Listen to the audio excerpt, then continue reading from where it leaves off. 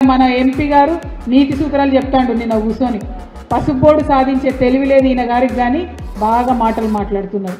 మేము పోయినాం తీసుకొచ్చినాం, చాలా మంది ముఖ్యమంత్రుల దగ్గర లెటర్లు తీసుకొచ్చి ఇచ్చినాం. పసుపు బోర్డు లాగానే అనేక బోర్డుల కోసం పోరాటం జరిగింది. అది పొగాకు బోర్డు, టీ బోర్డు, అవన్నేమో పార్లమెంట్లో పెట్టి చట్టం చేసింది. ఓన్లీ పసుపు బోర్డు అంటే ఎంత తేలిక అంటే, ఎంత అలుసు అంటే, ఎంత చులకన అంటే కేవలం గజెట్ ఇచ్చి పెట్టేసారు అంతే. పార్లమెంట్లో పెట్టలేదు, పాస్ చేయలేదు. అందుకే మొన్న బడ్జెట్లో పసుపు బోర్డుకు ₹1 కూడా ఇవ్వలేదు. ఎందుకంటే చట్టబద్ధత లేదు పసుపు బోర్డుకి. నేను అరవింద్ గారికి చెప్తా ఉన్నా, నువ్వు ప్రెస్ మీట్లో కూర్చొని పిచ్చి మాటలు మాట్లాడు కాదు. నిజంగా నువ్వు ఇందూరు బిడ్డవైతే, నిజంగా నీకు దమ్ము ధైర్యం ఉంటే చట్టబద్ధత తీసుకురా పసుపు బోర్డుకి. పసుపు ధర తగ్గినప్పుడు రైతులను చాదుకో. నువ్వు బాండ్ పేపర్ రాసిచ్చినా కూడా మరి ఇన్నేళ్ళైంది ఇయ్యలేదు. ప్రజలైనా నిన్ను క్షమించిండ్రు. ఇప్పటికన్నా కనీసం సిగ్గు తెచ్చుకొని ఆ పసుపు బోర్డు పాస్ చేయించు పార్లమెంట్లో. చట్టబద్ధత తీసుకురా, దానికి పనికొచ్చే పనులు చేయి.